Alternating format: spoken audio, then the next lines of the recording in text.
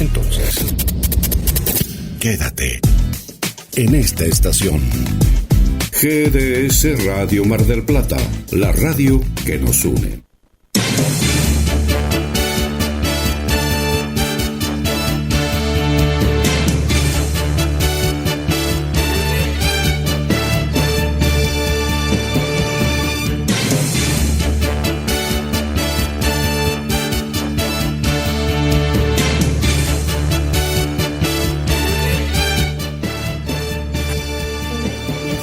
De Canadá, Montreal. Guille, gracias por esta maravillosa sorpresa en el cumpleaños de nuestro guapísimo salsero Jesús Enríquez. Realmente estamos sumamente emocionadas escuchándolo y le deseamos lo mejor de lo mejor en su cumpleaños. Él es un ser único, maravilloso, especial, un gran ser humano increíble, un gran artista que nos enamora con su voz. Y bueno, le deseamos eternas bendiciones y lo llevamos siempre en nuestro corazón. ¡Feliz cumpleaños, Jesús! Tu espacio personal de sonidos en el que solo tú puedes transportarte. Verano 2022. WhatsApp al 2234 2466 46. Contacto @gdsradio.com. Comunicación perfecta. Cuando la oscuridad se fusiona con nuestras melodías. GDS Radio, la radio que nos une. Escúchanos en www.gdsradio.com.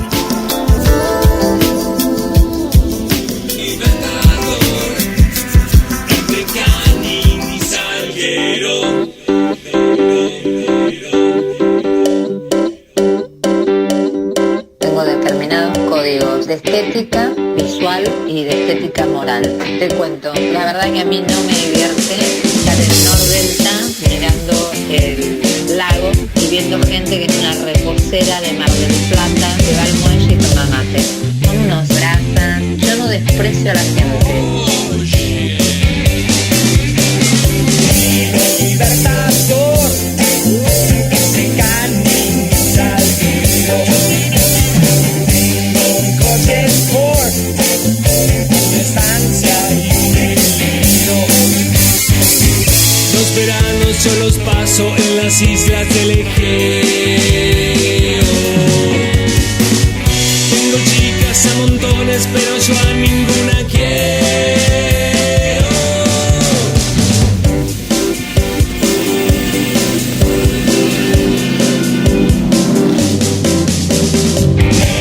Libertador,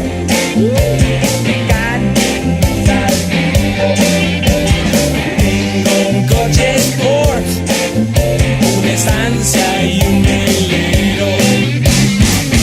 Los domingos hago yoga y por las tardes voy al río. Tengo muchos conocidos, mas no tengo ni un amigo. Vivo en Libertador, entre Canin y Salguero. Tengo un coche sport, una estancia y un velero.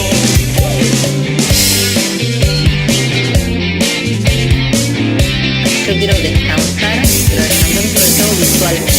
Estas bestias toman mate, tiran la yerba, un cache, una cosa de cuarta categoría. Cuando llego por las noches a mi gran departamento,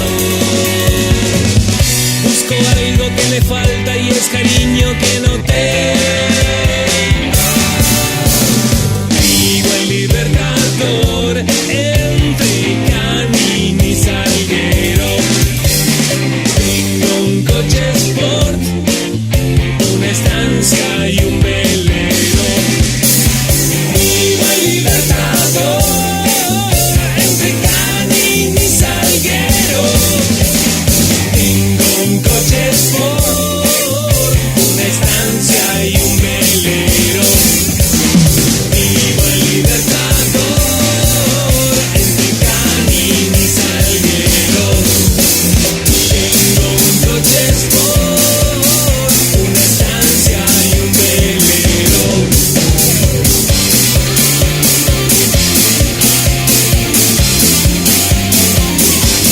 Lleva la radio a todos lados. Nos encuentras como GDS Radio en Play Store, App Store, Windows Phone y BlackBerry. GDS, siempre en movimiento.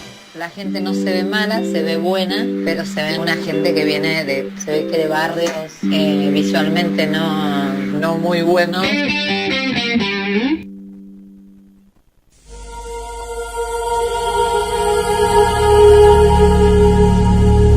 Comienza en GDS, la radio que nos une. Un viaje a la frontera de lo imaginal.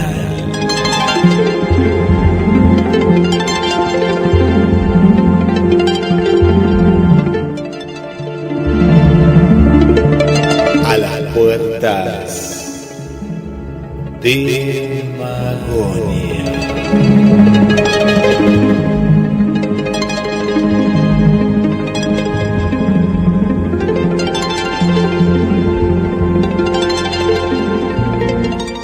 Primera emisión de este nuevo año 2022 y le damos la bienvenida al conductor del programa, Carlos Matos. Buenas tardes, Guillermo, buenas noches, muy feliz año nuevo. Feliz año nuevo también para ti, Carlos, y bueno, para toda esta hermosa audiencia que nos acompaña martes a martes. ¿Cómo la pasaron? Bien. ¿Cómo pasaron estos festejos? Bien, tranquilos, en familia, tranquilos en el sentido de que hubo cero pirotecnia, poca bebida alcohólica, en mi caso nada porque claro, me tuve que movilizar hacia otra casa, y entonces, pero ¿cómo claro. no vas a tomar esto? No, le digo, mira, brindemos, lo importante es el brindis, no importa con lo que está, ¿no? Y más como tenía que manejar, así que fue muy tranquilo, y bueno, disfrutando de un momento de encuentro.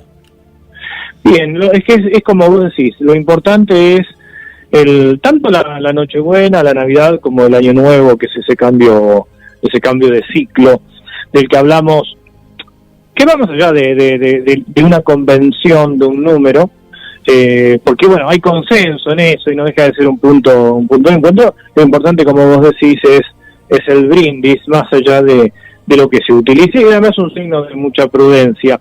Antes de entrar en tema, que es, seguimos con el tema de los símbolos de la Navidad, porque nos quedaron algunos cabos sueltos. Sí. La idea era cerrar el tema, pero bueno, tuvimos muchos mensajes insistiendo en volver a tocar el tema de la estrella, de Belén, y algunos elementos más que falta, que no es que faltaron, sino que bueno, a la gente le gusta profundizar.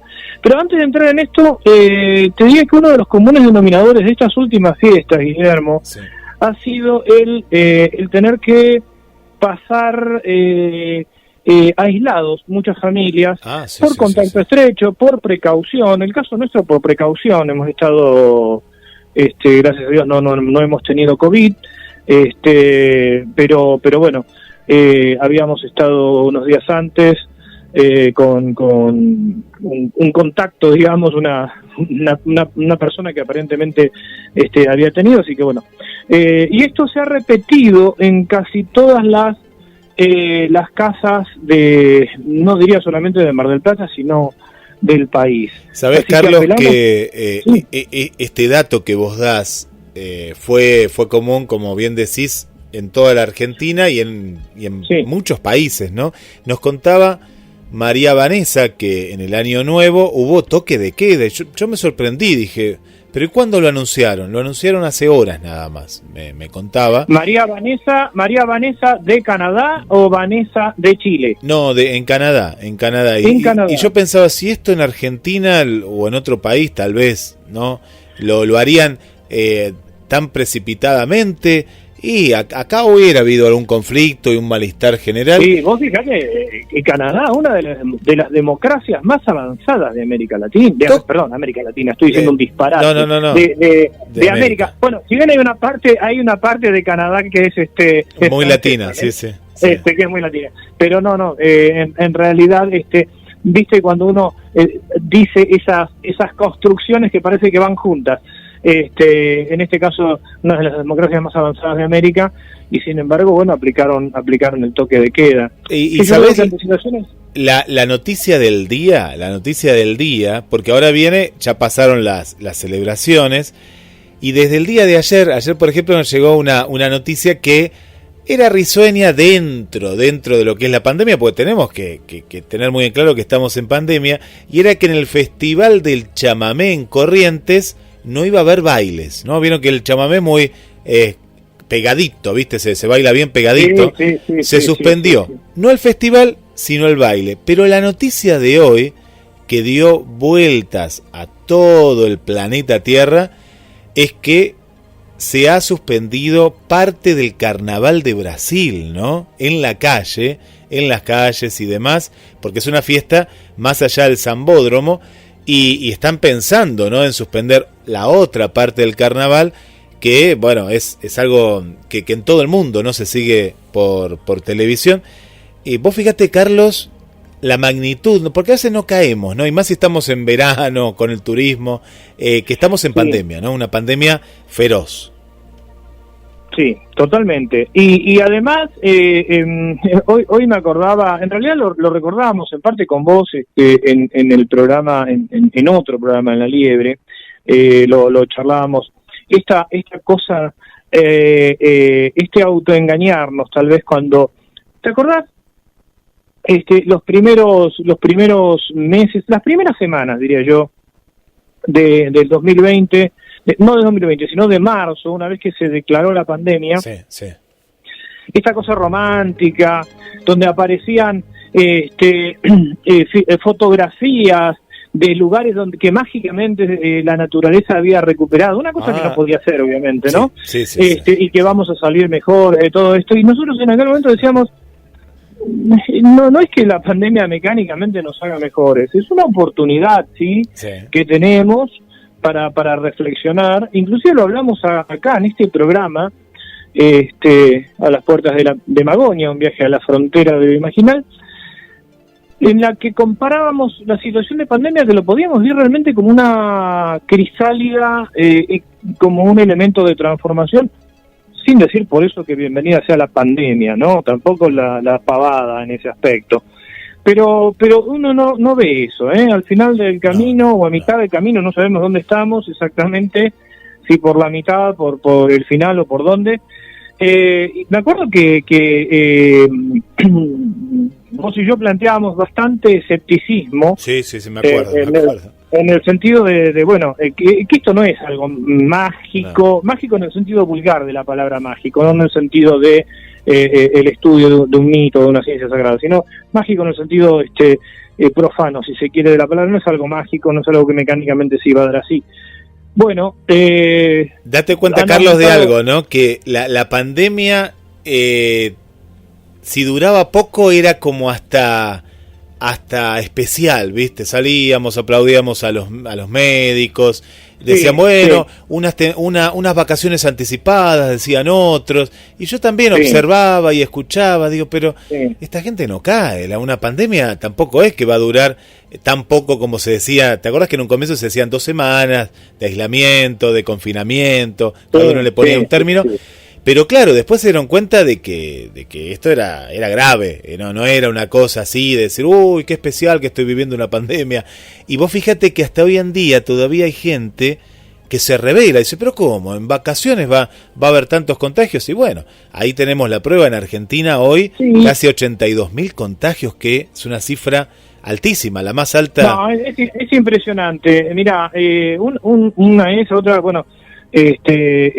también la gente que está recibiendo la tercera dosis estos días se encuentra con colas enormes. Si bien hay que decir que en muchos lugares se está organizando bien, está la cola de los que están con turno y de los que están sin turno, pero claro, ahora también hay una saturación y uno escucha estas opiniones que bueno, no es momento de generar disputas en menos en una situación donde crisis como una pandemia, pero es lógico que esto se diga, ¿no? Gente que dice, bueno, yo que hice las cosas bien, que de movida estuve a favor de la vacunación, que me anoté, que me vacuné, ahora me tengo que comer unas colas terribles por la gente que se manejó con total negligencia, y que bueno, ahora se van a vacunar. Bueno, en buena hora que se van a vacunar, ojo, en buena hora que se van a vacunar. Lo que quiero decir es que esto evidentemente va a durar bastante más. Esperemos que ahora sí haya habido una toma de conciencia, más allá de los antivacunas que todavía quedan, que es algo que no se puede entender, no se puede todavía llegar a comprender ese tipo de situaciones. Esperemos que por lo menos haya un poco más de respeto cívico, ¿no? De conciencia cívica. Y los aumentos son grandes. Tenemos que decir que en nuestra familia hemos tenido casos de COVID ahora, este último tiempo, gracias a Dios leves, porque en nuestra familia estamos todos vacunados. Muchos ya tenemos la tercera dosis, y bueno, evidentemente la vacunación sirve porque no ha habido letalidad. Igual hay que seguir cuidándose. Pero bueno, no queríamos dejar de comentar esto. No, porque sabes que es algo que está pasando en muchos países donde nos están escuchando, en muchas provincias argentinas también, y bueno, es una manera de tomar conciencia de aquellos que nos están visitando, porque te cuento que hay muchos amigos que nos escuchaban tal vez que en Capital Federal, o nos escuchaban en Córdoba y están en Mar del Plata, y bueno, también le damos la bienvenida a ellos. Pero bueno, es decir, donde hay gente, donde vemos mucha gente, bueno, vayamos a otro lugar, no nos aglomeremos, tratemos de, si vamos a comer a un lugar, en Mar del Plata hay muchas pizzerías, si quieren ir a una pizzería hay un montón, hay muchos restaurantes, tratar de hacerla un poquito más fácil. Mar del Plata es grande, el partido de General Porredón es grande, dispersémonos un poco más, no nos concentremos en 2 o 3 lugares, dispersémonos un poco más. Nos va a venir bien a todos para cuidarnos, para cuidar la salud, para distribuir un poco más los ingresos del pequeño comerciante también. Creo que no digo que sea algo de grandes beneficios, pero tratemos de aliviar un poco más la situación. ¿Las pandemias llegan a Magonia? Es mi pregunta. ¿Ha llegado alguna pandemia a Magonia? Mira, yo creo que Magonia es el espejo o muestra, desde Magonia se puede ver un espejo impresionante que lo hemos visto el año pasado. ¿Vos te acordás todo lo que se decía? Las vacunas que iban a servir para prácticamente caravanear a la gente, meter un chip, controlar a la gente, como ciertos mecanismos. Me acuerdo de muchos audios que circulaban sobre un plan preestablecido, algo que después tampoco se pudo comprobar, de personas, de supuestos investigadores de Harvard. Viste que siempre aparece algún investigador de Harvard. No sé si poco comprobable, viste, pero bueno, es de Harvard. Sí, poco comprobable, y de hecho en algunos diarios digitales se tomaron el trabajo de rastrear estos antecedentes de muchos de estos investigadores de Harvard que nunca aparecieron. También había algunos de la Universidad de Princeton, de Seattle, pero pará, lugares. ¿Y de la Universidad Nacional de Mar del Plata? No leí ninguno yo, Carlos. No. De acá no, por lo menos diciendo disparates no, lo cual es bueno, lo cual es bueno. Le da más prestigio. Al contrario, ha habido inclusive gente de la Universidad Nacional de Mar del Plata que de movida empezó a explicar el tema de por qué la vacunación y demás. Pero sí, fíjate cómo se dispararon todos estos mitos que se reciclan, porque además esto del chip, de caravanear a la gente, esto también se dijo con la gripe aviar, se dijo con otras pandemias, y cosas verdaderamente incomprobables, donde se pone de manifiesto todas estas fantasías que tienen que ver con una resistencia al control. Ahora, esto da para otro tema y da para un programa especial. ¿Qué hay de verdad y qué hay de mentira en esto? Bueno, la presunción de que hay mecanismos de control existe. ¿Que hay mecanismos de control social? también es cierto. El problema es dónde depositamos esas alertas acerca de esos mecanismos de control. Pero ha disparado de todo la pandemia y creo que deberíamos recordar la historia, porque muchos de estos planteos se hicieron, obviamente no con la idea del chip, porque no existía, pero en la llamada gripe española también se habló de algún mecanismo de control de otro tipo. En la gripe española, vos sabés que hay fotografías donde apareció el uso del barbijo, también un tipo de barbijo, y que se estima que ayudó a temperar, a aliviar la gripe, a terminar o a que no se propague tanto.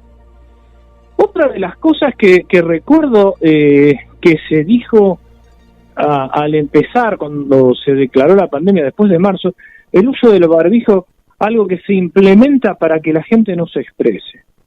Bueno, yo no sé si lo has escuchado, Guille, supongo que sí, porque hasta había carteles y manifestaciones diciendo que con el barbijo es una manera de amordazar a la gente para que las personas no nos expresemos. Se ha dicho de todo. Pero lo más grave es la disputa político-partidaria en la cuestión de la pandemia y de las vacunas.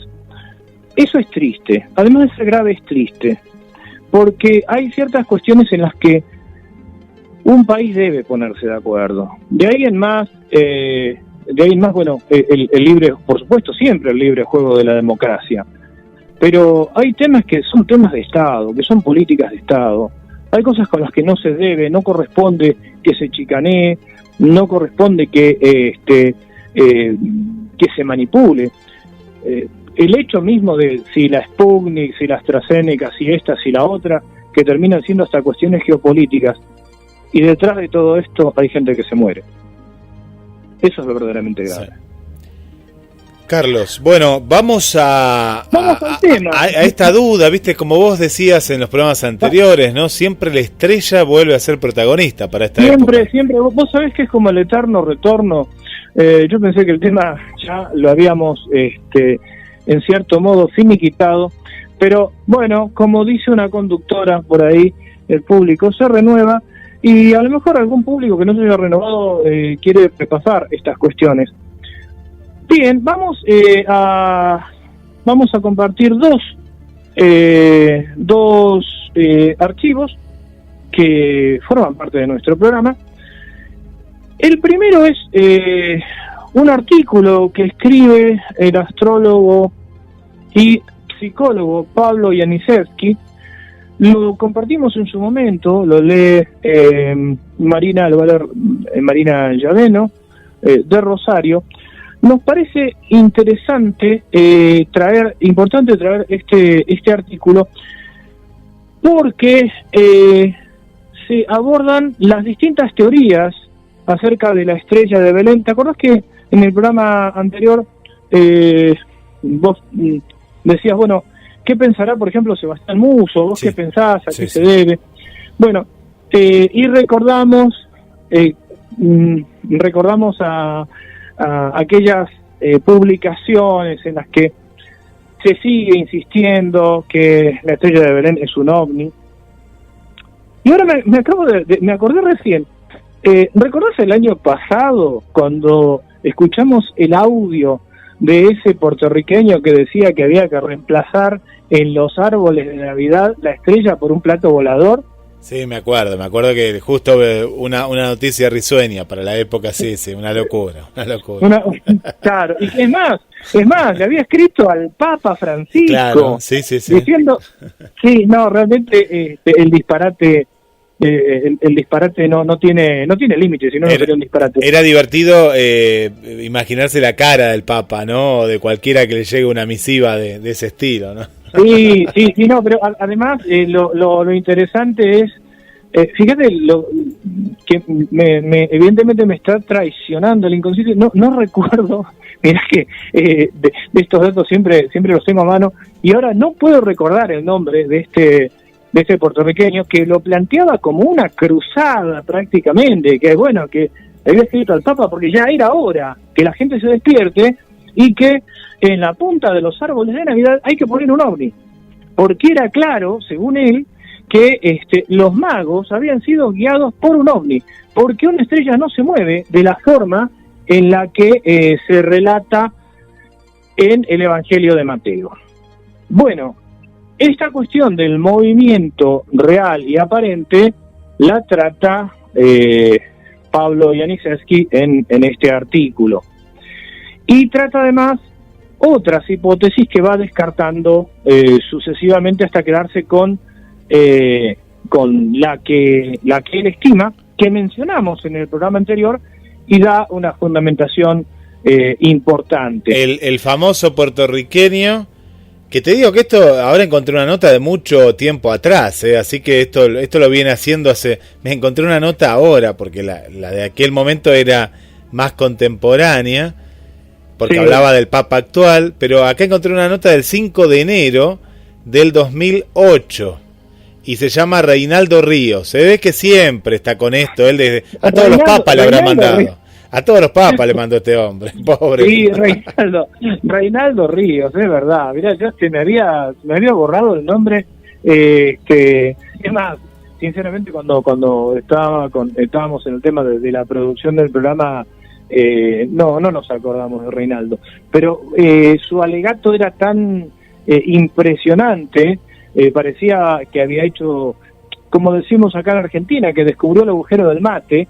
Claro. Y lo descubrió mal, porque encima, bueno, es disparatadísimo, que si él sigue con su cruzada, evidentemente, sigue, está vivo, ¿no? Por lo menos hasta el año pasado estaba, pero se ve que su cruzada es de todos los años. Ahora voy a buscar de este año a ver si siguió con lo mismo.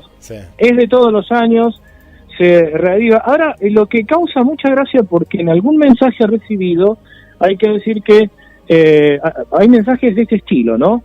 De tipo mesiánico. Bueno, es hora de despertar, es hora de avivarse, porque las evidencias son más que evidentes. La estrella de Belén la llamada estrella de Belén es la demostración palmaria que los extraterrestres nos vienen visitando en naves espaciales. Bueno, no es la demostración de nada.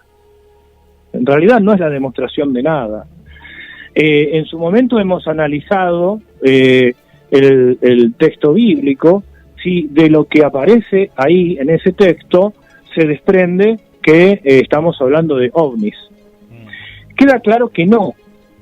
Y queda claro que no porque si partimos de lo que es la palabra ovni, que lo hemos dicho tantas veces en este programa, objeto volador no identificado, es una palabra connotativa, nota a pie de página. Alguien va a decir, bueno, ahora se denomina de otra forma. No importa, utilicemos aquella denominación que era la que generó la inquietud. Objeto volador no identificado.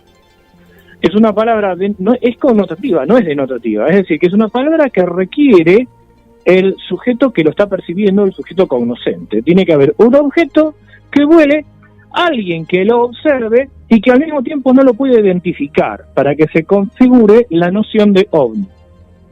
Evidentemente los magos, que eran astrólogos guión astrónomos, porque la ciencia, porque no estaba dividida la astronomía de la astrología, identifican perfectamente. En el texto no se dice que ven una luz y que no saben de qué se trata. Por lo tanto, si tomamos específicamente el texto bíblico y sin connotaciones religiosas, sino una interpretación puramente textual, nada indica que los magos vieron lo que hoy llamaríamos un ovni. Porque en el universo cultural de los magos eso era algo no solo conocido, sino que además lo estaban esperando. Hay cuestiones cíclicas de las que nos va a hablar en su artículo Pablo Janicevski. Por eso, sin querer espolear nada, pero repetimos una vez más, la estrella de Belén no fue no es un ovni. Bueno, ¿qué es la estrella de Belén? Vamos entonces al artículo de Pablo Janiszewski sobre la estrella de Belén y los magos, previamente a las vías de comunicación, y después volvemos, Guillermo, para seguir conversando. 223-424-6646. Esperamos tus mensajes a través del WhatsApp de la radio, también a través de Facebook, Carlos Matos, GDS Radio, y en mensajes a la radio en la página, en gdsradio.com, en cronosmdq.com. La estrella de los magos, una mirada astrológica de la Navidad, escrito y publicado por Pablo Janiszewski, astrólogo tradicional, el 27 de diciembre de 2015. Un grupo de venerables sabios atraviesan a lomo de camello por las arenas del desierto. Los guía una estrella de plata clavada en los cristalinos cielos del Levante. Aunque discretos y cautelosos, le confían a algún viajero nabateo o moabita el propósito de su travesía. Van en busca de un niño nacido en Judea, un rey y sacerdote anunciado en las antiguas profecías del Avesta. Fascinados por la luz de aquel astro rutilante, se dirigen con presentes de oro, incienso y mirra para rendir honores a los pies del Mesías. Cuando escuché por primera vez esta historia, nació mi inagotable obsesión con el firmamento. Ha sido un largo camino de aprendizaje que brotó de una sencilla narración bíblica en boca de mi padre, pero que en mi alma de niño adquiría tintes luminosos que parecían arrojar una certeza metafísica, como si todo mi destino estuviese sellado en ese relato.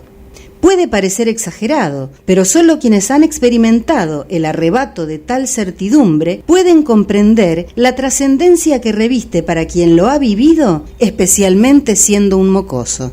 La historia de los Reyes Magos aparece en el segundo capítulo del Evangelio de Mateo. Por alguna razón desconocida, los otros evangelistas no mencionan esta parte de la crónica, así que inevitablemente este pasaría a ser mi evangelio favorito. Con el tiempo, comprendí que mi ávida predilección por la historia de las religiones y la teología comparada surgió también de las implicaciones que podían derivarse de esta narración. ¿Quiénes eran los Reyes Magos? ¿Cuál era la estrella que seguían? ¿A quién creían que buscaban? En este artículo procuraremos responder a estas tres preguntas fundamentales. Nos dice el relato: después de nacer Jesús en Belén de Judea, en tiempos del rey Herodes, he aquí unos magos del oriente llegaron a Jerusalén diciendo: ¿dónde está el rey de los judíos que ha nacido? Porque vimos su estrella en el oriente y hemos venido a adorarle. Cuando lo oyó el rey Herodes, se turbó y toda Jerusalén con él.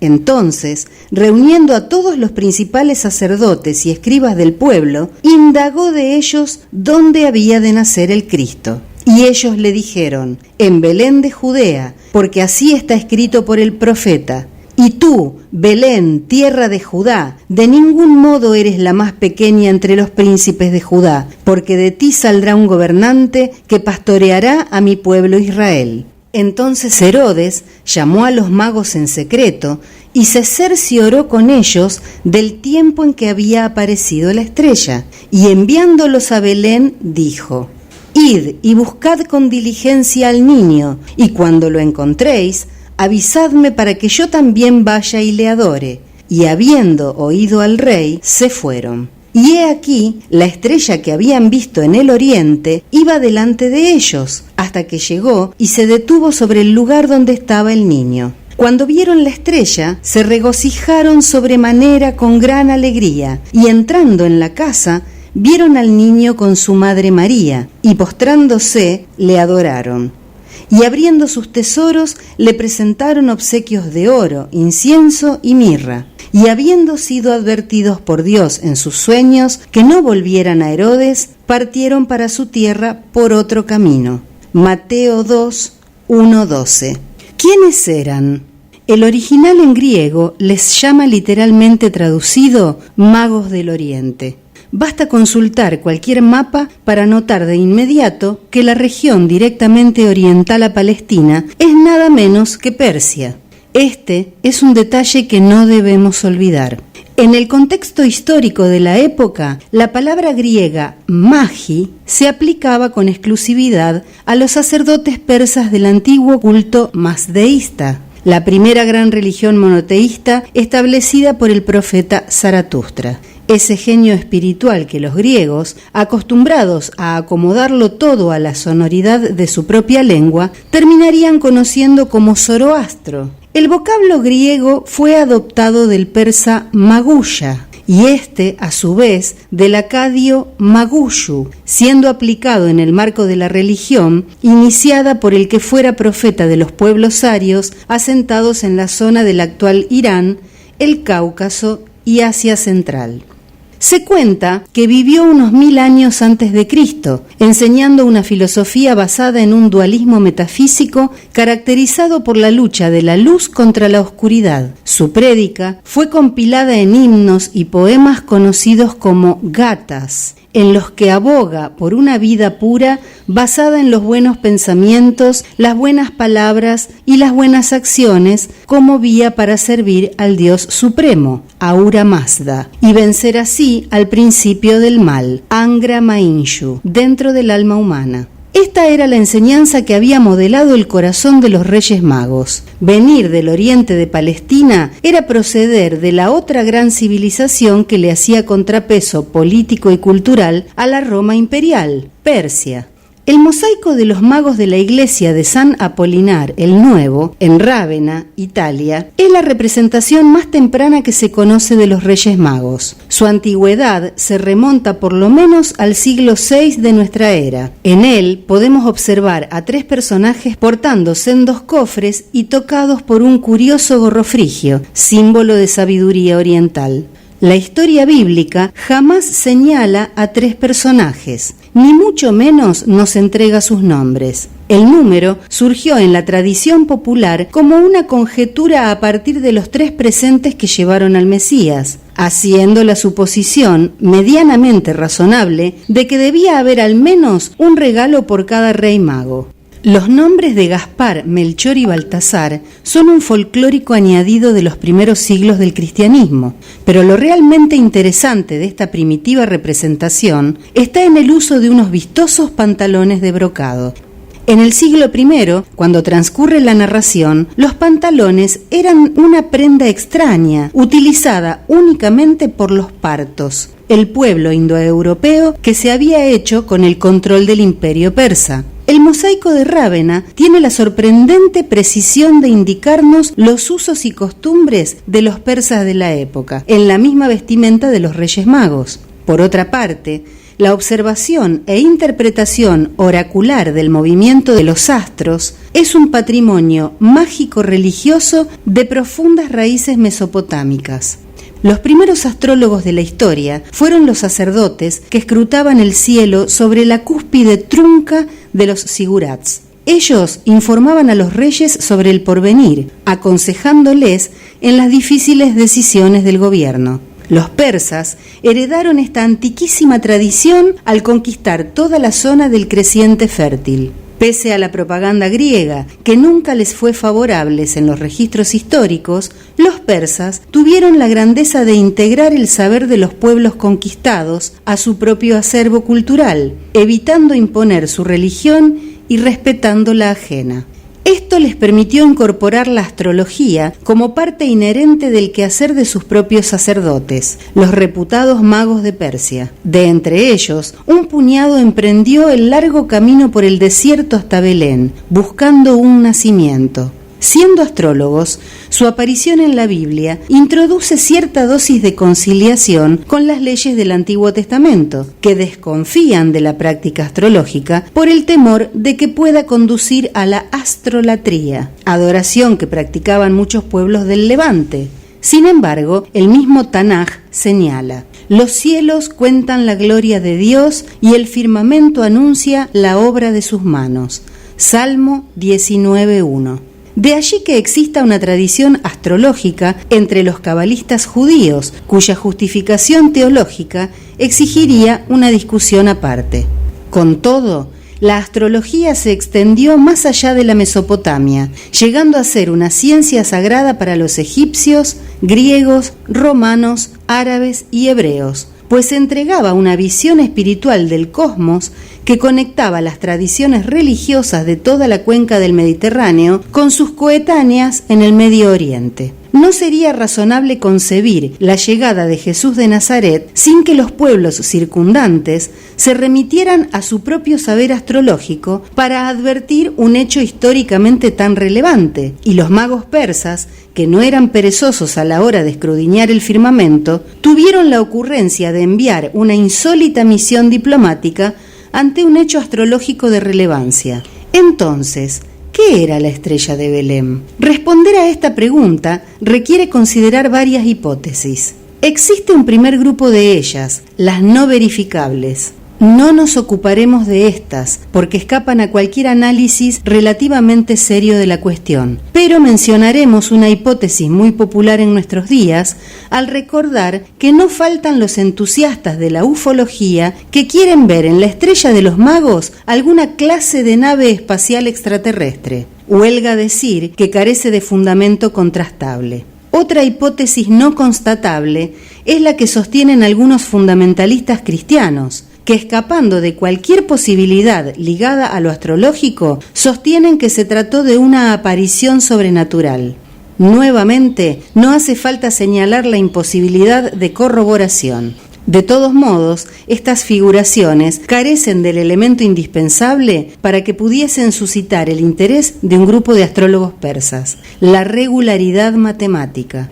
En el grupo de las hipótesis verificables está la presunción, bastante extendida, de que se trató de un cometa. Sin embargo, nos inclinamos a descartar esta posibilidad por una sencilla razón astrológica. Los cometas, por lo general, representaban eventos catastróficos como guerras, hambrunas y epidemias, ya que aparecen de forma sorpresiva en el cielo y rompen con la periodicidad armónica del cosmos astrológico, debido a que en la antigüedad era imposible predecirlos. En la tradición, los cometas han sido portadores de malos augurios y eran muy temidos por la población en general. Los astrólogos los interpretaban según el sector zodiacal en que aparecían por primera vez y de acuerdo con el color de su brillante cabellera, pero en muy raros casos podían ser entendidos como un anuncio positivo. No nos cerramos completamente a la posibilidad de un cometa, ya que personajes como Marsilio Ficino le dieron algún crédito, pero debido a estas consideraciones simbólicas nos parece una hipótesis improbable. Otra elucubración, esta vez proveniente del campo científico, es que se tratase de una nova. La aparición de una nueva estrella, de allí su nombre, es un fenómeno inusual y muy llamativo que puede producirse por el estrepitoso aumento de luminosidad de una estrella variable, previamente invisible al ojo desnudo, o por el estallido de un sol lejano.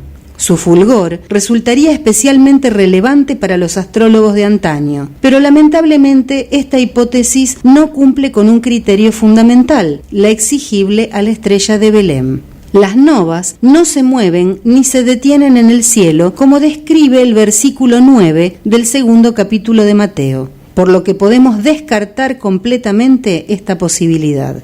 La tercera hipótesis, a nuestro juicio la más plausible, es que se tratase de una importante conjunción planetaria. En el campo de la astrología mundana, aquella dedicada al estudio y predicción de los grandes acontecimientos mundiales, la más importante es la gran conjunción de Júpiter y Saturno, que ocurre aproximadamente cada 20 años. Ella determina los sucesos globales a lo largo de 2 décadas, siendo observada con mucho cuidado por los astrólogos desde hace por lo menos 3000 años. Y sucede que en el año 7 a.C., la gran conjunción de Júpiter y Saturno en Piscis fue triple, ya que los movimientos retrógrados de ambos planetas los llevaron a separarse y volver a unir 3 veces. Pero lo más destacado es que mientras esto ocurría, todos los planetas clásicos, con excepción de Saturno, más las dos luminarias del Sol y la Luna, se encontraban en sus respectivos domicilios zodiacales. En astrología, cada planeta tiene 1 o 2 signos sobre los que regenta, y cuando entra en ellos, su poder se ve realzado. Una disposición semejante de todo el cielo como conjunto, y no solo una estrella aislada, es lo que realmente interesa al astrólogo cuando realiza su delicado trabajo de interpretación. A los principiantes les cuesta entender que la astrología es una ciencia de relaciones entre el todo y las partes, no una mera cuestión de cuerpos celestes posicionados en determinado signo y casa astral. La inmensa mayoría de los que han intentado resolver el misterio de la estrella de Belén han caído en este mismo reduccionismo por carecer de la adecuada formación en el pensamiento tradicional de la astrología. La gran conjunción de Piscis configuró una carta astral sorprendente. Encontrar a los planetas en sus respectivos domicilios zodiacales es un suceso extraordinario que no volverá a repetirse sino dentro de miles y miles de años. Para un astrólogo, esto equivale a encontrar la piedra filosofal. En medio del movimiento perpetuo del tiempo, un orden semejante solo puede ser comparable al del arquetipo desde el que fueron creadas todas las cosas. Semejante configuración astrológica posee una armonía que potencia las fortalezas y dignidades de los astros, siendo el momento propicio para el nacimiento de un alma excepcional, pues reúne las dignidades de realeza, sacerdocio y divinidad representadas por los 3 presentes que portaban los Reyes Magos. Esta disposición celeste, que de paso podríamos considerar como la carta natal de Jesús de Nazaret, ocurrió un 22 de agosto del año 7 a.C. Es al afamado astrónomo alemán Johannes Kepler, 1571-1630, a quien le debemos haber notado por primera vez en la Edad Moderna esta peculiar distribución de los astros. A la medianoche de aquel 22 de agosto, recién iniciado, la unión corporal de Júpiter y Saturno cruzó el meridiano local de Belén, alcanzando su punto de mayor elevación en el cielo. Producto de la alternancia entre movimiento directo y retrógrado de los dos planetas, la conjunción avanzó, se detuvo, retrocedió y se detuvo otra vez, cumpliendo con lo narrado en el Evangelio de Mateo. El signo de Piscis, donde se produjo este fenómeno, representa a la región de Judea dentro del esquema de correspondencias de la astrología mundana tradicional. Por lo tanto, nuestros magos persas seguirían la estrella hasta esa zona de Palestina. Recordemos que antes de la era de los telescopios, los planetas no eran otra cosa que estrellas errantes que se movían rebeldes contra el fondo fijo de las constelaciones. No se extrañe nadie de que los antiguos hablaran de una estrella de Belén para referirse a un par de planetas extraordinariamente juntos en el cielo. El tránsito y culminación de Júpiter, astro de la realeza, lo llevó hasta el signo de Aries un 18 de diciembre del año 6 a.C., conduciendo a los magos hasta Belén, al permanecer estacionario antes de volverse directo. Lenguaje astrológico con el que se expresa lo mismo que en Mateo. La estrella se detuvo sobre el lugar donde se encontraba el niño. El nacimiento del Mesías en el año 7 a.C. coincide con los errores introducidos en el cálculo del Anno Domini para fijar su natividad, pues el emperador César Augusto gobernó 4 años antes de lo establecido por Dionisio el Exiguo, pero bajo su nombre de nacimiento, Octavio.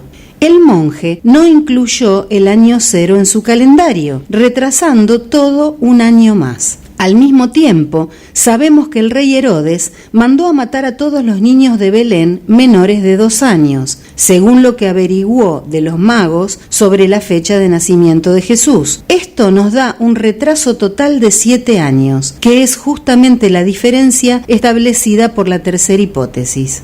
¿A quién creían que buscaban? Como sacerdotes zoroastrianos, estaban familiarizados con los mitos y profecías de sus vecinos hebreos. Siendo más deístas, esperaban la venida del Saosgyant, el Mesías restaurador universal profetizado tanto en el sagrado libro del Avesta como en la tradición oral persa. Por otro lado, la figura del Mesías judío, que inicialmente era descrito como un futuro rey de Israel que salvaría a su pueblo de la opresión, se transformó en el libro de Isaías en un Salvador universal muy similar al Saoshyant Masdeo. Los magos, educados en el saber de su propia religión y cultura, buscaban al rey de los judíos, según señala el Evangelio, pero es altamente probable que tuvieran en mente una figura salvífica como la que ellos también esperaban en sus profecías. Sabemos que los magos hacían uso extensivo de la astrología, especialmente de las vertientes mundana y meteorológica, como herederos por contigüidad histórica y geográfica de Acadia y Babilonia, ambas culturas expertas en cuestiones astrológicas. Por lo tanto, es justo suponer que estos astrólogos habían encontrado las señales del advenimiento del restaurador espiritual en una figura astral tan sorprendente como la que se produjo en agosto del año 7 a.C. Por cierto, la fecha de Navidad establecida oficialmente por la Iglesia es en realidad la antigua festividad romana del Sol Invictus, que celebraba el aumento de la luz solar tras el solsticio boreal de invierno. Montar la Navidad encima fue una astuta manera de reemplazar el popular festival pagano del Sol con el nacimiento de Cristo, una encarnación de los mitos heroicos solares en clave hebrea. El relato bíblico cuenta que los pastores de Belén acudieron al llamado nocturno de un ángel, dirigiéndose hasta el pesebre. En diciembre, la noche en Palestina es tan fría que ningún pastor saldría con sus rebaños. En agosto sí que lo hacen frecuentemente, incluso en nuestros días. La Iglesia también estableció como fecha de la Epifanía, llegada de los Reyes Magos, el 6 de enero, día que en muchos países cristianos es el de entrega de regalos a los niños. Es también la fecha en que los astrólogos celebramos informalmente nuestro día del oficio. Una mirada más amplia de la historia de la Natividad y de la fecha asignada por la Iglesia nos debe llevar a comprender que el nacimiento de Cristo, lejos de ser una pura imitación de otros mitos solares anteriores, es por sobre todas las cosas la manifestación de una verdad única, de una sabiduría primordial que yace latente en todas las auténticas tradiciones religiosas del mundo. Este punto de vista, portador de la luz integradora que otorga el esoterismo, destaca muy por encima de las intenciones destructivamente críticas de algunos enemigos del paradigma religioso. La Sofía Perennis está allí para ser consultada por todo aquel que se atreva a ir más allá de los prejuicios modernos. Nosotros no dudamos de la historicidad de Cristo, más bien apuntamos a que existen sólidos indicadores astrológicos que avalan el nacimiento de un ser extraordinario en cuya vida se cumplieron las prefiguraciones mitológicas de incontables naciones, no solo las profecías del pueblo hebreo. Como los magos, es preciso seguir las estrellas para llegar a Cristo. Realmente los astrólogos nos encontramos con el rostro de Dios cuando indagamos los astros, pues en ellos vislumbramos la voluntad del Creador manifiesta en el tejido del tiempo. Para mí ha sido un privilegio poder conocer y practicar esta augusta ciencia de la antigüedad. Fueron los Reyes Magos quienes me tomaron de la mano para llevarme hasta el santo templo cuyas columnas son las 4 esquinas del mundo, pilares que soportan el peso de la bóveda estrellada desde la que Dios nos sonríe con el brillo de la eternidad. Esperamos tus mensajes y pedidos musicales al más 54 223 4 48 46 37. GDS, la radio que nos une.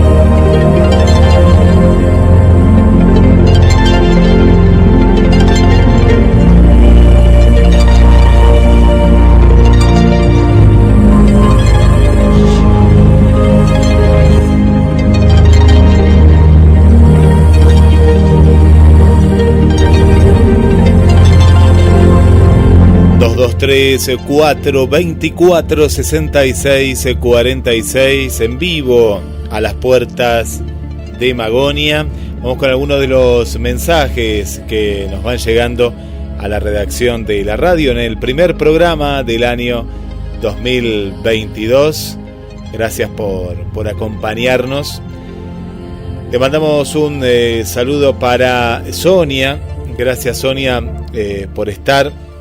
Sonia aquí de Mar del Plata, de La Perla, que siempre nos acompaña nuestra amiga Sonia. Vanessa ahí que nos pone una figura de los Reyes Magos, que ya están llegando, los chicos lo están esperando. María Vanessa, hola, saludos a todos desde Canadá, Montreal, ya en sintonía, escuchándolos. Me encantan, feliz 2022 y bendiciones. Mariana Balser, buenas noches. Carlos Matos, en sintonía en la primera emisión del programa de este año, un gusto escucharlos. Bueno, Vanessa también nos pone cariños. Carlos Matos, un abrazo grande, feliz año para ti y para tu familia, cuídense mucho, gracias. Esteban Lingeri dice, muy feliz año a todos los oyentes de A las Puertas de Magonia, saludos Guillermo y Carlos, gracias por estar ahí en la sintonía, muchas gracias. Para Alberto, un nuevo amigo que nos escucha desde el barrio Los Acantilados, gracias por estar. Juan Manuel, que vino de visita a Mar del Plata, gracias por estar en la sintonía. Para Tito, gracias Tito Soria y Mónica, muchas gracias también por estar del otro lado. Y bueno, y hacemos un saludo extendido para todos los amigos, sabemos que nos escuchan también desde el Reino Unido, Carlos, y bueno, tanta gente que nos escucha en vivo y posteriormente. Vuelvo contigo, Carlos. Muy bien, Guille. El artículo es sumamente preciso, de manera que no vamos a hacer ningún comentario sobre su contenido. Creo que viene bien para repasar muchos de los conceptos que vinimos desarrollando a lo largo del año pasado. Recordar también esta lectura cuando abordamos el tema específico de la estrella de Belén, que también lo hablamos con Sebastián Muso en su momento. Bien, estamos en época de Navidad todavía. ¿Por qué estamos en época de Navidad? La Navidad en la iglesia armenia se celebra el 6 de enero. Es decir, faltan 2 días. La Navidad coincide con la Epifanía, la llegada de los Reyes. De acuerdo a lo que muestra la iconografía, los teólogos de la Iglesia Apostólica Armenia sostienen que es el 6 de enero. Siempre estamos hablando de fechas fijadas por la tradición. El 7 de enero se celebra la Navidad en la Iglesia Católica Apostólica Ortodoxa. Ahora, ¿por qué el 7 de enero? Porque las fechas litúrgicas se rigen por el calendario juliano, es decir, que el 7 de enero en realidad es el 25 de diciembre. Pero por eso decimos, todavía estamos en tiempo de Navidad y por eso es que continuamos desarrollando esta temática. Bien, ahora Guillermo, vamos a ir a un testimonio de uno de los primeros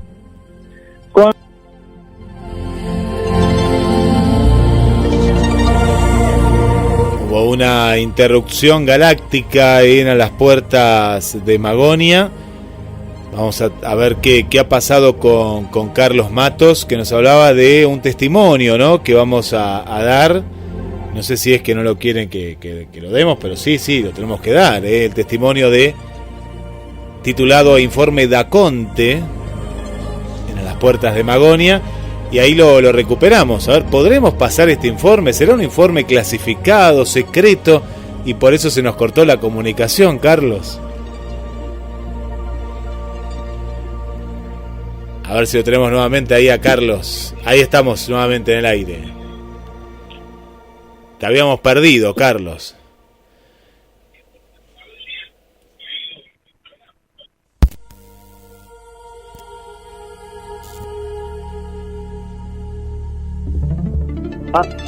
Acá estamos, Guillermo. ¿Me escuchás bien? Sí, parece que pasó un asteroide y bueno, perdimos comunicación con el satélite de Marconi. Pasó un asteroide, alguna cosa. Claro, ves, este tipo de hechos muchas veces es explotado en algún programa radial que hemos escuchado hace tiempo y a lo lejos, y que, bueno, pasa alguna cosa así, un corte de luz y dicen, bueno, evidentemente tiene que ver con el tema que estamos tratando. No tiene nada que ver con el tema que estamos tratando. es un problema de tecnología que absolutamente no tiene nada que ver. Acá nos quedamos, Carlos, con la incógnita, pues dijiste, vamos a escuchar el informe, y ahí se cortó y dijimos, pucha, ¿qué informe será? ¿Qué será? Ahí se cortó. El año pasado, en noviembre, dialogamos con María de los Ángeles da Conte. Ella nos dio un testimonio acerca de un avistamiento, una vivencia ovni, como le gusta decir a Rubén Morales. ¿Y por qué lo vamos a recordar hoy?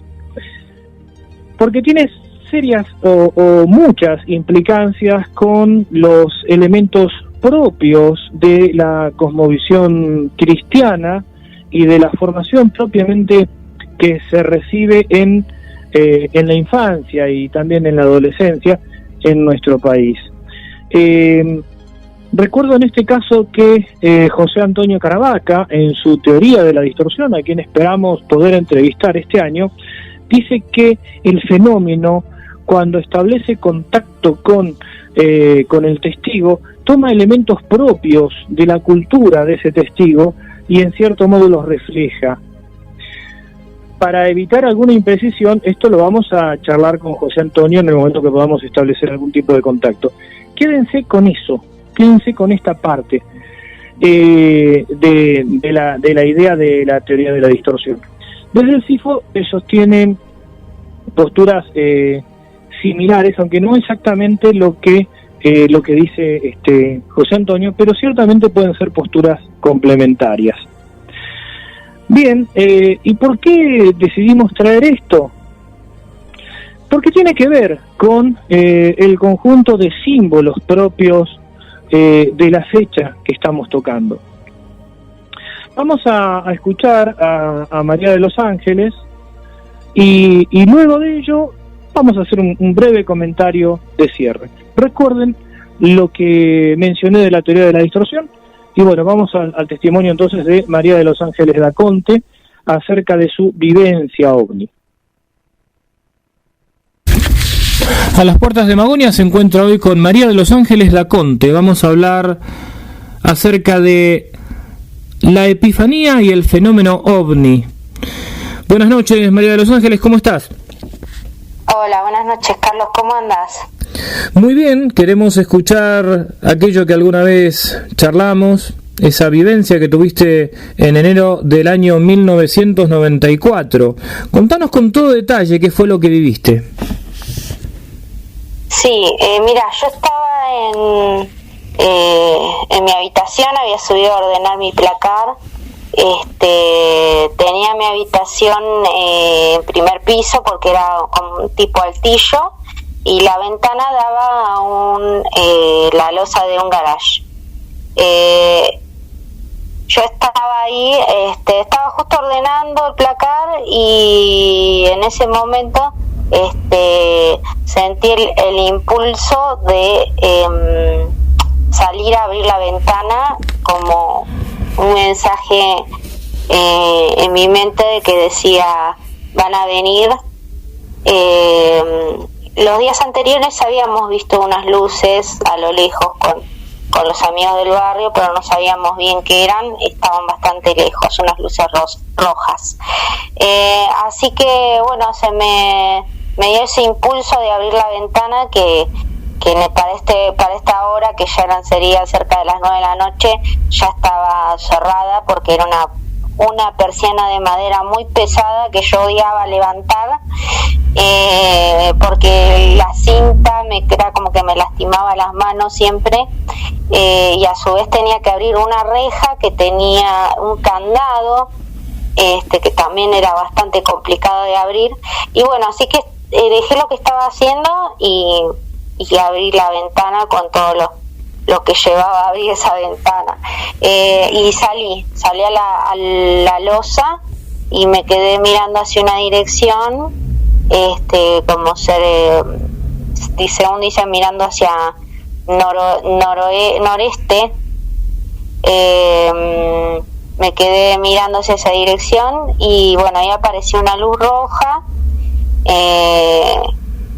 que estaba bastante lejos y luego fue describiendo como un arco hasta donde estaba yo. Cada vez se hacía más grande y hacía unos movimientos rectos, y se detenía y se iba acercando más, y en un momento ya estaba bastante cerca. Cuando estaba bastante cerca, mi mamá justo estaba saliendo de hacer los mandados y yo la podía ver de ahí porque había un terreno que estaba vacío, que era nuestro también, y en ese momento que ella estaba ahí le dije: mamá, mamá, mira.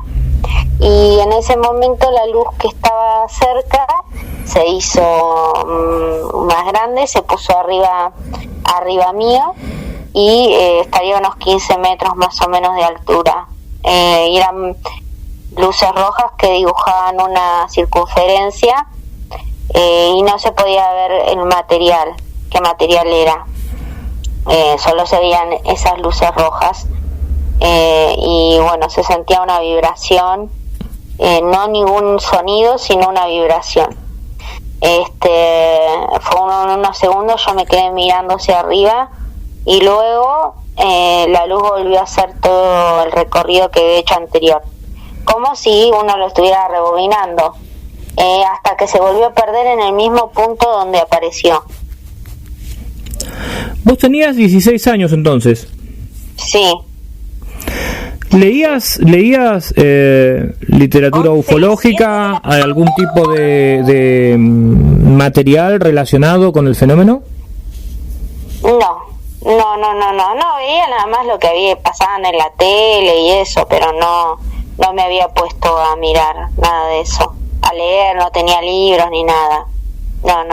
Sí tenía libros del espacio, pero cosas científicas de los cohetes, de las ondas espaciales, pero nada específico ni que me fuese a comprar yo. O sea, como en todas las casas que hay libros, pero no había libros de eso. No, ni tampoco me había comprado. Se veía lo mismo de todo cuando pasaban las notas y todo eso, pero no, nada de eso. Así que bueno. ¿Charlaste con tu familia posteriormente? Claro, con mi mamá, que era lo que había visto, que me dijo: mira, esto que te pasó no le digas a nadie porque van a pensar que estás loca. Y bueno, obviamente yo le hice caso. Así que nada más le conté a mi amiga, mi mejor amiga, y mi mamá y mi hermana. Creo que ni siquiera se lo dijimos a mi papá. Quedó en un núcleo muy cerrado, muy... Claro, no, exacto. Sí, después yo le fui contando cuando uno se pone a charlar a gente de confianza o gente que vos sabes que no te va a juzgar o que no se va a reír, pero muy poca gente más adelante, ¿no? Pero pasó mucho tiempo. ¿Posteriormente tuviste alguna otra experiencia? No, esa sola. ¿Y anteriormente? Esa sola. Y anteriormente, que a los 6 años, que también fue en verano, y estábamos en la misma cuadra, porque antes vivíamos en la misma cuadra en otra casa. Después, bueno, mi papá construyó otra casa y bueno, nos mudamos ahí. Y esa fue a los 6, que estaba con mi hermana, y también nos sentamos a mirar el cielo a la noche, y ahí apareció una luz, y de ahí salieron luces, de esa misma luz salieron luces, así colores celestes, rosados, amarillos, no eran rojos como la segunda vez. y apareció otra luz más que también empezaron a salir luces de ahí. Y bueno, yo lo miré primero, como que me quedé atónita, y después ya me di cuenta que no era algo normal y salimos corriendo. ¿Qué diferencias podés trazar entre las dos experiencias, Ángeles? Y primero, en una que, bueno, realmente sentí como algo que iba a venir, y ese mensaje como van a venir y salir, que en la primera no la tuve. Si bien tuve el impulso de salir a mirar el cielo, no fue como la segunda, decir van a venir, saber que algo iba a venir, que algo iba a venir. Y en la primera no. Además, la cercanía, si bien estaban bastante cerca en la primera experiencia, en la segunda fue mucho más cercano, más directo. Aparte, sentir esa vibración fue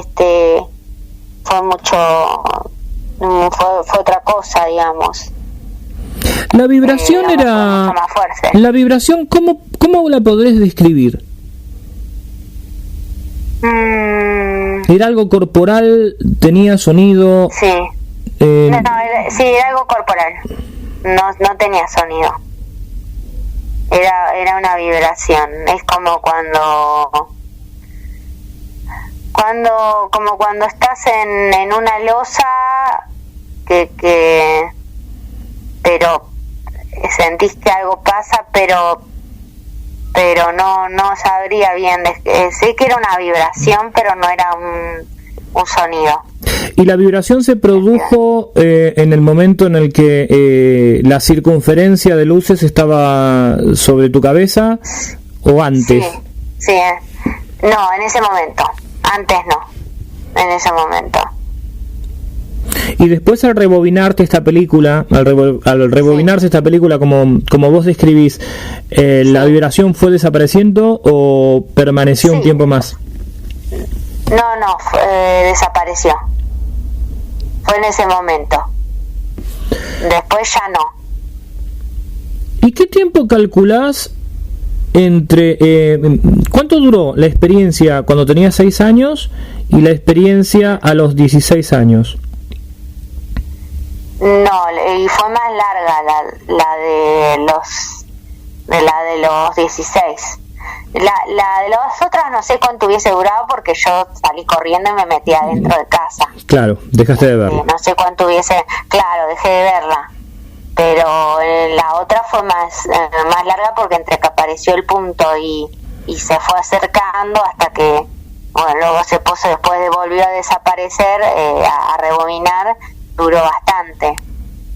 O sea, duró algunos minutos. En la otra no duró tanto porque, bueno, me fui habrá sido 2 minutos. A los 6 años... A los 6 años sentiste temor. A los 16 años, ¿cuáles fueron tus sensaciones?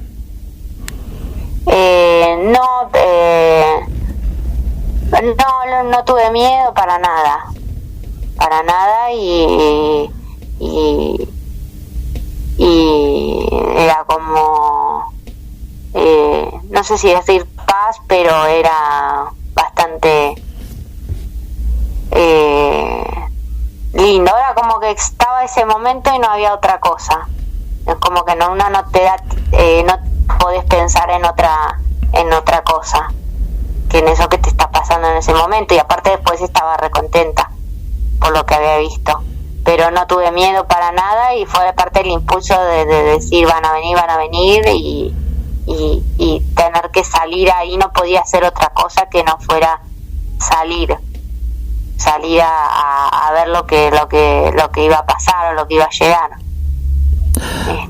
¿Volviste a salir las noches venideras, las noches subsiguientes, a ver si aparecía nuevamente el fenómeno? Sí, estuvimos mirando, sí. ¿Y no ocurrió nada? Sí, miré, estuve mirando. No. ¿Alguien más del barrio lo vio? A eso que yo sepa, no. En ese momento no, nadie. Claro, vos no lo podías contar. No. Teníamos mucho vínculo con todos los vecinos, y si alguien lo hubiese visto, hubiese venido al momento a contarnos, o al otro día. Sí. Si alguien lo hubiese visto en ese momento, le hubiesen preguntado a mi mamá, porque mi mamá era muy sociable, y venían todos los vecinos a casa, así que si alguien lo hubiese visto, ya nos hubiesen dicho, nos hubiésemos enterado. Sí. ¿Sentiste algún cambio en tu vida, en algún detalle cotidiano a partir de esa experiencia? No, porque siempre fui bastante retraída y siempre me pregunté por qué sí, a partir de ahí me pregunté siempre qué había pasado y sentí algo, digamos, que fuera de lo común, que algún día lo descubriré, que por qué me había pasado eso, porque sentí que fue realmente algo hacia mi persona. O sea, no es que fue algo que pasó, que lo viste a lo lejos, sino que sentí que fue algo una conexión, ese suceso directamente conmigo.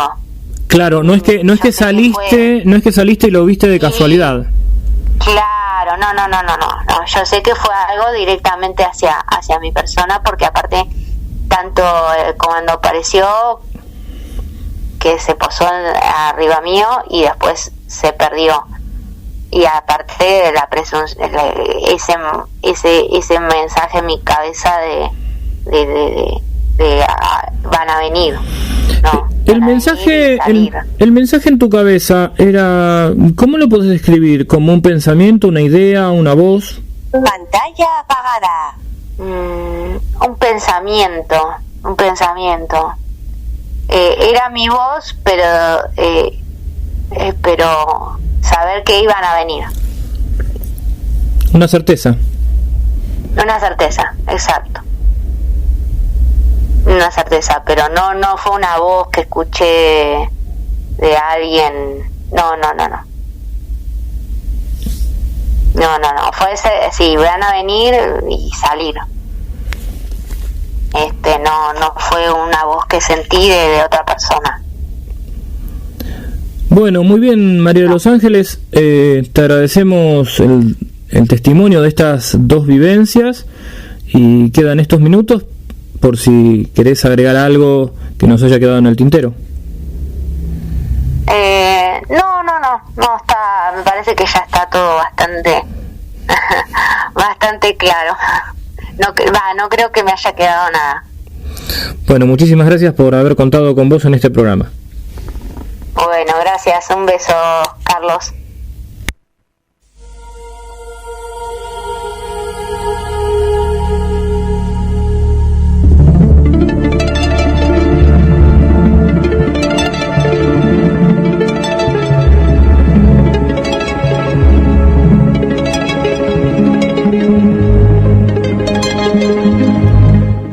Último bloque en A las Puertas de Magonia. ¿Y qué conclusiones sacamos, Carlos, de este testimonio? Bien, en homenaje al tiempo vamos a ser muy breves. ¿Te acordás que recuerdan que antes de escuchar esta entrevista les propuse que retuvieran algunos datos, sobre todo aquello que sostiene José Antonio Caravaca? Lo que vamos a marcar una vez más es que nosotros no ponemos en duda al testigo, siempre respetamos lo que el testigo dice y vive. Ese es un punto. El otro punto es que también ejercemos la posibilidad de someter al escrutinio de la razón lo que escuchamos, de poder compararlo y hacer una interpretación. Pero nunca descalificamos al testigo, porque es su vivencia personal y es lo que cuenta. habla de de un encuentro que parece ser una cuasi epifanía, casi una revelación. José Antonio Gravaca decía en su teoría de la distorsión que el fenómeno, cuando establece contacto, toma elementos de la cultura de esa persona. Entonces, antes de entrar, o mejor dicho, sin entrar, porque no es el propósito entrar si se trata de naves extraterrestres o no, sabes, Guille, y saben nuestros oyentes que no sostenemos la postura etista en este programa. Aparecen los siguientes elementos culturales. El nombre de la testigo-protagonista, María de los Ángeles. María de los Ángeles. Aparece el nombre de María. Tiene que ver con el capital cultural de una persona nacida en Mar del Plata, adolescente, seguramente que ha tomado la comunión, eso lo hemos charlado con ella. 16 años, una edad en la que empiezan algunos cuestionamientos de tipo religioso, y por otro lado nos encontramos con elementos propios de la narrativa bíblica, ¿sí? Cuando, por ejemplo, el Espíritu Santo aparece, o mejor dicho, el ángel Gabriel le anuncia a María que el Espíritu Santo se le va a aparecer y concebirá un hijo. La tradición indica que esto ocurre cuando María tenía 16 años, concuerda con la edad de María de los Ángeles. Y esta luz roja que aparece después se divide y forma una especie de corona. Tiene que ver también con la iconografía propia de la cultura cristiana y de la formación católica. Vamos a dejar, por ahora vamos a dejar acá este aspecto para un análisis posterior, pero tiene que ver con esto que decía José Antonio Gravaca, y nos parece que con esto cerramos, sí, por hoy, el análisis de los símbolos propios de la Navidad. Muy buen testimonio, Carlos. Vamos a seguir durante todo este 2022 en A las Puertas de Magonia. Nos vamos a despedir con los Reyes Magos, en la voz de Mercedes Sosa. Y bueno, es una manera de esperar este día tan especial, esta noche del 5, camino al 6. Y bueno, tal vez que te dejen algún regalito, Carlos, si te has portado bien y demás. Los Reyes, a Natalia, capaz que también, vaya a saber, no sé. Sí. Uno siempre intenta portarse bien, o portarse humanamente bien. Vamos a ver, vamos a dejar, sí, mañana a la noche los zapatitos. Guillermo, antes de despedirme, quiero saludar a un montón de personas que me enviaron mensajes el fin de semana en relación a un tema específico que tiene que ver con un reclamo que se hizo, que me hicieron a mí personalmente sobre algo relacionado con la temática del programa. Lo que sí les quiero decir que bueno, que está todo totalmente encauzado, ordenado. Aprovecho para saludar a todas las personas y bueno, vamos a continuar a las Puertas de Magonia recorriendo el mundo de lo imaginal a lo largo de este año. Bueno, Guille, entonces vamos a escuchar a los Reyes Magos. Vamos a dejar pastito y un poquito de agua, que tiene un largo camino por recorrer. Sí, y tres vasos, claro. Uno dice, ¿cómo metían los camellos la cabeza en esos vasos, no? Ellos pueden, ellos pueden. Y porque son mágicos, a mí me explicaban, son mágicos y por eso meten la cabeza en los vasos y uno no lo ve. Y qué lindo que era cuando te levantabas al día siguiente y se habían comido todo el pasto y tomado toda el agua. Sí, dejan un poquito en el camino, siempre ahí dejan un poquito. Desparraman un poco. Sí, qué lindo. Bueno, la escuchamos en esta hermosa versión, Carlos, será hasta la semana que viene. Nos encontramos entonces el martes próximo para emprender otro viaje a la frontera de lo imaginal. Un fuerte abrazo, Guillermo, oyentes y amigos de A las Puertas de Magonia.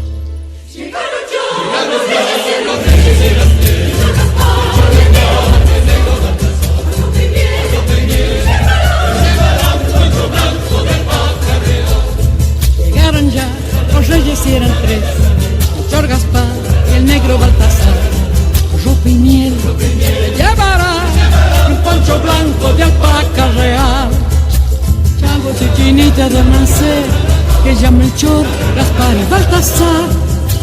Todos los regalos dejarán para jugar mañana al despertar.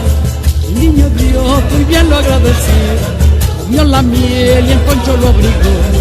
Y fue después que sonrió, y a medianoche el sol relumbró.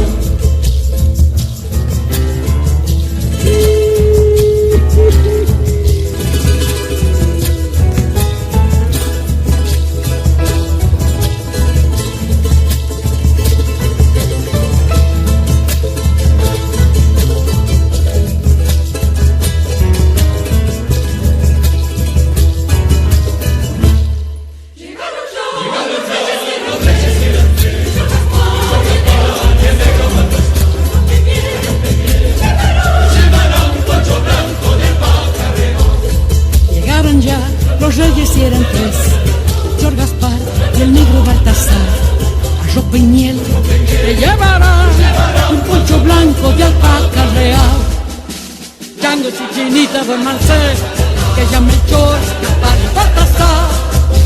Todos los regalos dejarán para jugar mañana al despertar. El niño Dios muy bien lo agradeció, comió la miel y el poncho lo abrigó.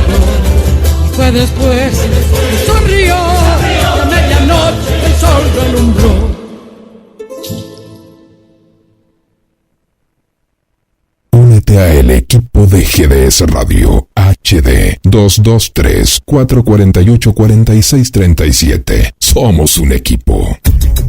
Tu espacio personal de sonidos en el que solo tú puedes transportarte.